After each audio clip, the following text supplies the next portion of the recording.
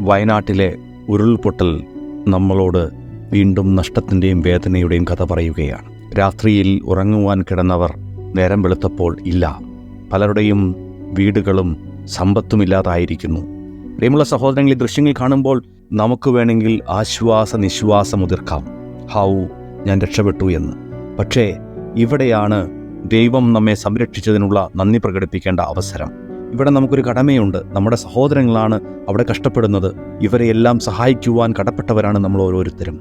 നമ്മളാൽ കഴിയുന്ന രീതിയിൽ പ്രാർത്ഥനയിലൂടെ, നമ്മളാൽ കഴിയുന്ന രീതിയിൽ സഹായങ്ങളിലൂടെ ഒത്തിരിയേറെ ആളുകൾക്ക് ആശ്വാസം പകരുവാൻ നമുക്ക് സാധിക്കും. ജാതിമത ഭേദമന്യേ, നിറവ്യത്യാസമില്ലാതെ നമ്മൾ മറ്റുള്ളവരെ സഹായിക്കുവാൻ ഇറങ്ങിക്കഴിഞ്ഞാൽ അത്ഭുതങ്ങൾ നടക്കും. ദൈവം ആഗ്രഹിക്കുന്നതും ഇതുതന്നെയാണ്. നമ്മുടെ ജീവിതത്തെ സംരക്ഷിക്കുന്ന ദൈവത്തിന് നന്ദി പറഞ്ഞുകൊണ്ട് മറ്റുള്ളവരുടെ എല്ലാ നിയോഗങ്ങളും ദൈവസന്നിധിയിൽ സമർപ്പിച്ചുകൊണ്ട് അവരെ സഹായിക്കുവാൻ നമുക്ക് ഇറങ്ങിത്തിരിക്കാം. അതിനുവേണ്ടിയാണ് നമ്മൾ വിളിക്കപ്പെട്ടിരിക്കുന്നത്.